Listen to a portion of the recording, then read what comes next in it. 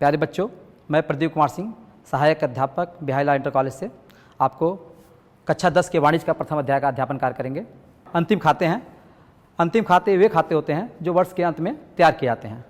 यह व्यापारी वर्ष के अंत में इसलिए तैयार करता है कि उसे व्यापार के शुद्ध लाभ या शुद्ध हानि का पता चले।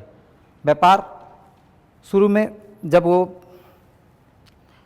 आपने 9वीं क्लास पढ़ा होगा, जब शुरू में रोजना मचाया लेखा करता है, प्रारंभिक बहियों में लेखा करता है, उसके बाद वो खाता बही तैयार करता है, फिर उसके शेष से एक तलपट तैयार करता है। यहाँ तक आपने क्लास 9वीं में आप पढ़ चुके हैं। उससे केवल सभी संपत्तियों के, दायित्वों के, खर्चों के शेष का पता चलता है। शुद्ध लाभ या हानि का पता नहीं चलता है और न ही उससे आर्थिक स्थिति का पता चलता है। तो इसके लिए हम एक खाता तैयार करते हैं जिसे हम अंतिम खाता करते हैं, और वो व्यापार के शुद्ध लाभ और व्यापारिक आर्थिक स्थिति को स्पष्ट करता है। इसके अंतर्गत हम 3 खाते तैयार करते हैं। पहला खाता जो होता है व्यापार खाता, दूसरा होता है जो लाभ हानि खाता, तीसरा होता है आर्थिक चिट्ठा। व्यापार खाते में हम सकल लाभ या सकल हानि के जानकारी के लिए तैयार करते हैं। इसके ऋणी पक्ष में हम सबसे पहले प्रारंभिक रहतिया, फिर शुद्ध क्रय और फिर सभी प्रत्यक्ष व्ययों का लेखा करते हैं।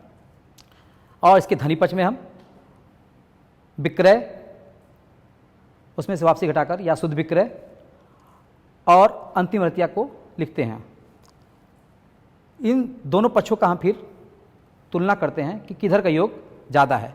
अगर धनी पक्ष का योग ज़्यादा है और ऋणी पक्ष का योग कम है तो हमें सकल लाभ होता है, और ऋणी पक्ष का योग ज़्यादा है और धनी पक्ष का कम है तो हमें सकल हानि का पता चलता है। यहाँ एक चीज़ बता देना चाहेंगे आपको, प्रत्यक्ष व्यय। प्रारंभिक रहतिया वो होता है जो हम व्यापार जब शुरू करते हैं तो जो हमारे पास माल बचा हुआ होता है वो हमारा प्रारंभिक रहतिया है। क्रय से मतलब कि जो माल हम बाहर से खरीद कर लाते हैं वो हमारा क्रय कहलाता है। यहाँ पे एक टर्म आया है प्रत्यक्ष व्यय। प्रत्यक्ष व्यय क्या होता है इसके बारे में थोड़ा सा आपको विस्तार से बता दें, फिर आगे बढ़ते हैं। प्रत्यक्ष व्यय वे व्यय होते हैं जो उत्पादन से संबंधित होते हैं। जैसे मान लीजिए हम फर्नीचर के व्यापारी हैं और हम फर्नीचर बनवाने का और बेचने का काम करते हैं।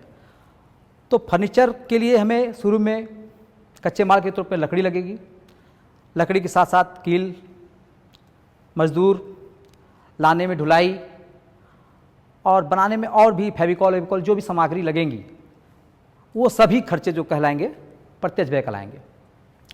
और जब उसको हम एक मूर्त रूप दे देंगे, बना लेंगे, तो वहाँ तक का जो खर्चा होगा वो उत्पादन से संबंधित खर्चा होगा। इसी प्रकार हम अगर मिठाई के व्यापारी हैं तो हमारे लिए जो कच्चा दूध है, चीनी है, जो हलवाई लगे हुए हैं बनाने के लिए, और इससे रिलेटेड जो खर्चे जब तक हमें मिठाई बनाने तक का जो खर्चा है वो सब हमारा क्या होगा, प्रत्यक्ष व्यय। तो कुल मिलाकर जिस चीज़ का हम व्यापार करते हैं वहाँ तक के उत्पादन से संबंधित जो खर्चे होते हैं उसे हम प्रत्यक्ष व्यय करते हैं। इन्हीं तीनों का लेखा इसमें हम करते हैं। और धनी पक्ष में हम शुद्ध विक्रय, मतलब विक्रय में से जो वापस कर दिए, कभी कभी ख़राब माल आ जाता है तो वो माल को हम वापस कर देते हैं, और अंतिम रहतिया जो मेरे पास माल बच जाता है उसको रखते हैं। दोनों का जो अंतर की राशि होती है उससे हमें सकल लाभ या सकल हानि का पता चलता है। अगला खाता होता है लाभ हानि खाता। यह व्यापार के शुद्ध लाभ या शुद्ध हानि के जानकारी के लिए बनाया जाता है। अभी पिछले व्यापार खाते में हम सकल लाभ या सकल हानि निकालते थे, यहाँ पे हम क्या निकालते हैं, शुद्ध लाभ या शुद्ध हानि। उत्पादन के अलावा भी बहुत से खर्चे होते हैं व्यापारी के, जैसे स्टेशनरी के खर्चे हैं, टेलीफोन के खर्चे हैं, किराया है, कोई कर्मचारी रखते हैं वेतन देना होता है, पैकिंग के खर्चे हैं, बहुत सारे ऐसे खर्चे होते हैं। उन खर्चों को हम अप्रत्यक्ष खर्चे कहते हैं। जैसे हम अभी बताए थे आपको कि अगर हम लकड़ी के व्यापारी हैं, फर्नीचर वर्नीचर बनाते हैं, तो फर्नीचर बनाने तक का खर्चा क्या रहा हमारा, प्रत्यक्ष व्यय है। उसके बाद का जो खर्चा है वो क्या होगा, अप्रत्यक्ष व्यय होगा। ठीक है ना।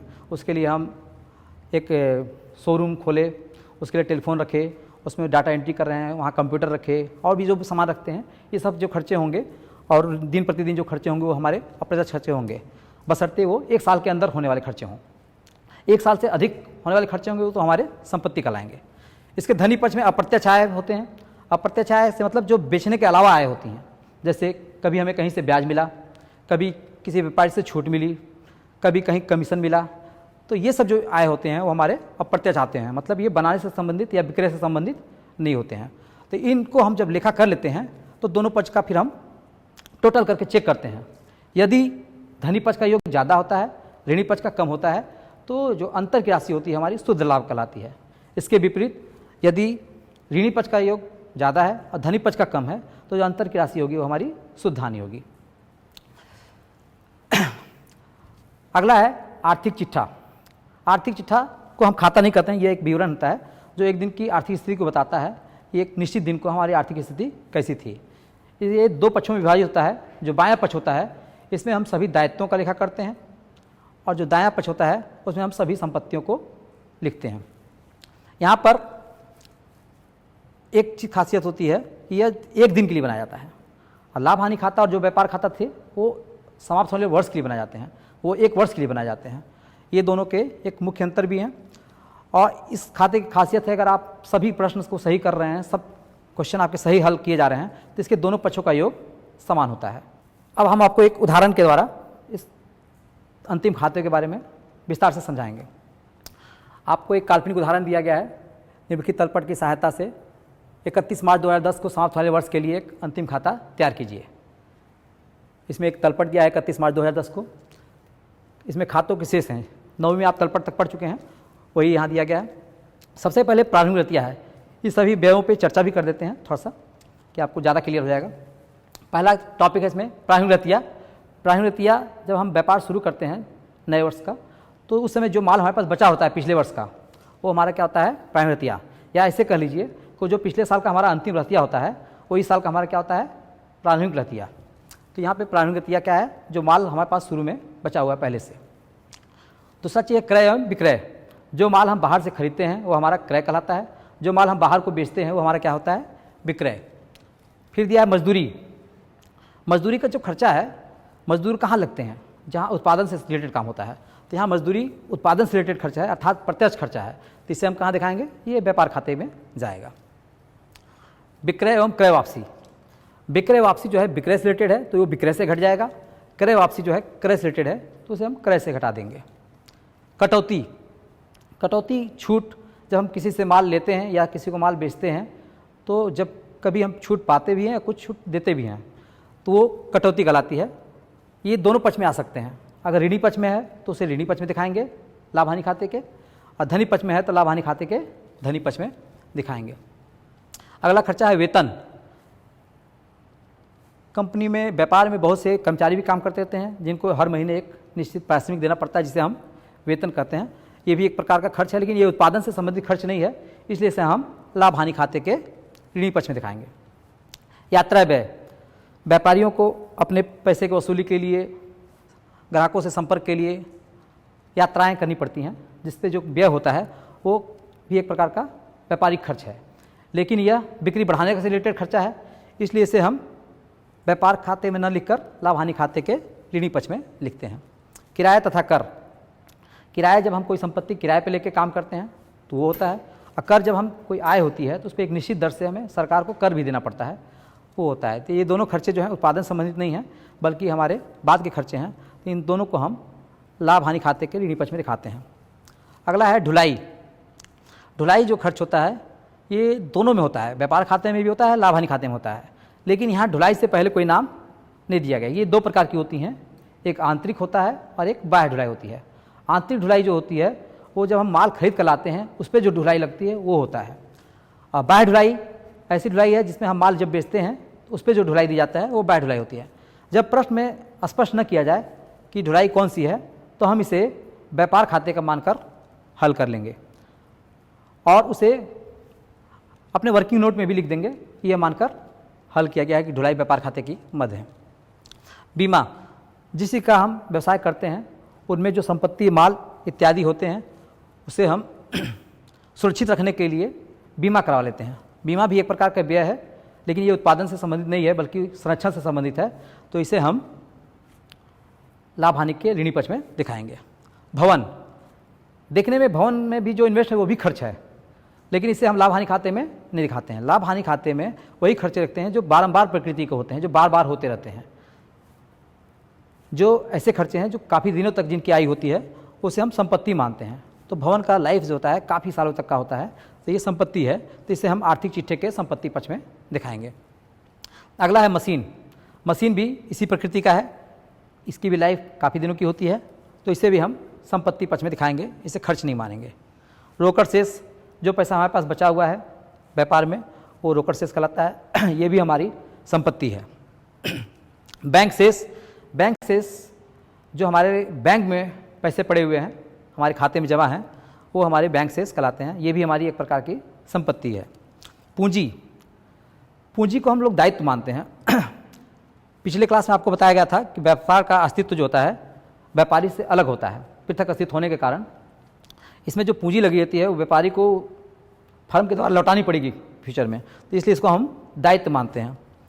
ऋणदाता, जो लोग हमारे व्यापार में ऋण दिए हैं या जिनको हम उधार माल बेचे हैं, ये सब हमारे ऋणदाता कहलाते हैं। देनदार, जिनको हम उधार माल बेचे हैं वो हमारे देनदार कहलाते हैं। नीचे दिया है अंतिम रहतिया। अंतिम रहतिया जो है ये समायोजनाएं कहता है, जो तलपट के इस टोटल के नीचे दिया रहता है, इसे हम कहते हैं समायोजनाएं। समायोजनाएं के लिए एक अतिरिक्त चैप्टर आपको इसके बाद वाला पढ़ाया जाएगा तो ज़्यादा क्लियर होगा। यहाँ पे सिर्फ एक ही समायोजना है, अंतिम रहतिया। समायोजनाओं की एंट्री हम 2 जगह करते हैं। इसमें ये व्यापार खाते के धनी पक्ष में आएगा और आर्थिक चिट्ठे के संपत्ति पक्ष में आएगा। अब हम आपको इस प्रश्न का हल दे रहे हैं। इसमें सबसे पहले हम ऊपर हेडिंग डालते हैं, व्यापार एवं लाभ हानि खाते को हिंदी में लिखते हैं, जैसे यहाँ इंग्लिश में हम किए हैं, trading and profit and loss account. इसके नीचे हम ब्रैकेट में लिखते हैं for the year ended 31 December 2010। ये बताता है कि 2010 31 दिसंबर को समाप्त होने वर्ष के लिए तैयार किया गया है, तो ये 1 साल की स्थिति को प्रकट करता है। फिर पार्टिकुलर्स अमाउंट हेडिंग है। इसमें एक चीज़ लिखना छूट गया है, टाइपिंग मिस्टेक है। यहाँ डेबिट का होता है, ये अमाउंट जो होता है डेबिट का होता है और इधर क्रेडिट का होता है। जो खर्चे होते हैं इस साइड में होते हैं, जो इनकम होते हैं वो इस साइड में होते हैं। तो सबसे पहले हम लिखेंगे इसमें प्रारंभिक रहतिया, इसको इंग्लिश में कहते हैं to opening stock. To opening stock यहाँ 7,800 लिख दिए। ओपनिंग स्टॉक क्या होता है अभी आपको बता दिए थे। वर्ष के प्रारंभ में जो माल हमारे पास शेष रहता है उसे हम प्रारंभिक रहतिया कहते हैं। फिर दूसरा चीज़ खोजते हैं क्रय। सबसे पहले खोजना क्या है, प्रारंभिक रहतिया, फिर खोजना हमें क्रय। क्रय में ये ध्यान देना है कि क्रय से रिलेटेड 3-4 खर्चे होते हैं जो उसको क्रय में से घटाया जाता है। नंबर 1 क्रय वापसी, नंबर नमूना पे दिया गया माल, नंबर 3 कभी कभी किसी को दान दे दिया गया है, नंबर 4 कभी कभी व्यापार अपने निजी यूज के लिए, व्यापारी जो है अपने निजी यूज के लिए भी माल उसमें से निकालता है। तो इन सभी चीज़ों को हम क्रय से घटाकर दिखाते हैं। यहाँ पे हमें सिर्फ एक ही चीज़ का इन्फॉर्मेशन मिला है, क्रय वापसी, तो सिर्फ क्रय वापसी को घटाए तो शुद्ध क्रय निकल गया हमारा 23,700। इसके बाद मजदूरी, आपको पता है कि उत्पादन से संबंधित खर्चा है, कोई चीज़ बनाने में मजदूरी लगते हैं, तो इसे हम व्यापार खाते के डेबिट साइड में लिख दिए 9,000। फिर है ढुलाई। ढुलाई को हम बताए थे कि 2 प्रकृति होती है, आगत और निर्गत। अगर प्रश्न में शो नहीं किया गया है तो हम इसे आगत मानकर, माल आने का मानकर हल करेंगे। तो हम यहाँ कैरिज को 300 रुपये इसमें हम लिख दिए।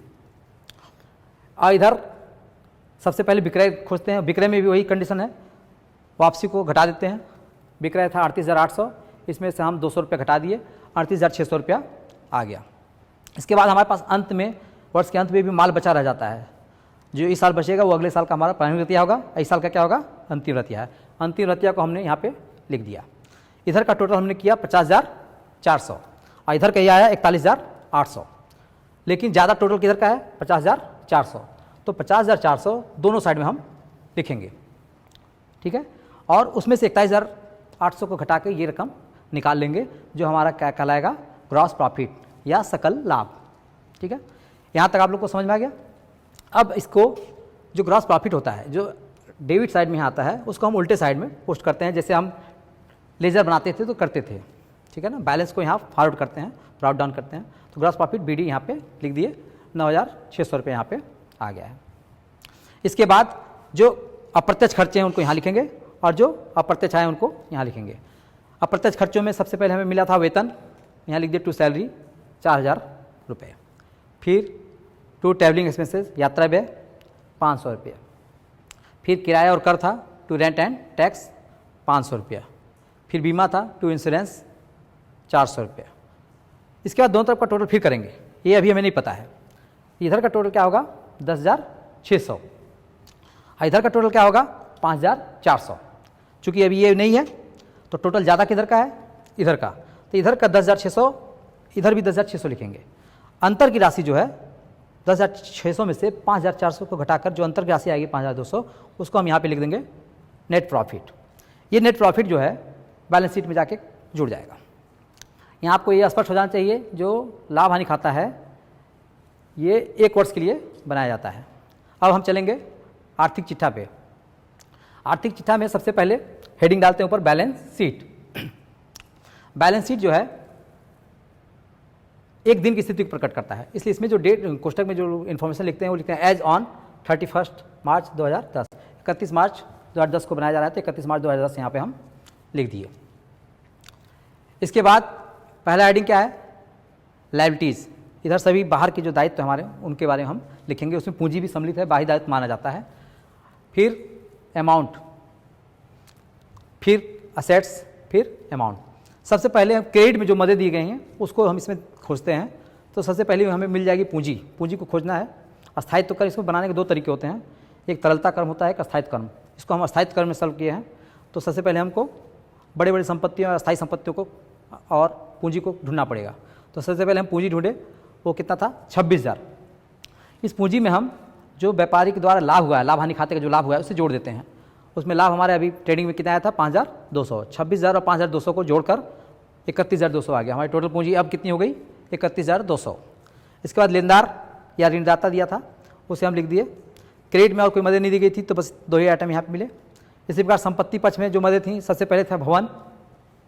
भवन को हम लिख दिए बिल्डिंग 8,000 रुपये, फिर मशीन 4,000 रुपये, फिर रोकड़ शेष 100 रुपये, फिर बैंक शेष 2,700 रुपये, डेप्टर्स 8,600 और अंतिम रहतिया सबसे नीचे दिया रहा था क्लोजिंग स्टॉक 11,800। इस प्रकार दोनों पक्षों का योग क्या है, समान आएगा। अगर कोई प्रश्न में मिस्टेक नहीं हुआ है तो दोनों पक्षों का समान योग आएगा। लेकिन कभी कभी क्या होता है, अंतर की राशि होती है। अंतर की जो राशि होती है उसे हम सस्पेंस अकाउंट में डाल देते हैं। पहले तो ढूंढते हैं कि क्या गलती हुई है, और वो गलती मिल गई तो ठीक है, नहीं तो उसे हम सस्पेंस मानकर सस्पेंस अकाउंट लिख देंगे। अगर इधर कम है तो इधर सस्पेंस अकाउंट लिख देंगे, और इधर कम है तो सस्पेंस अकाउंट इधर लिख देंगे।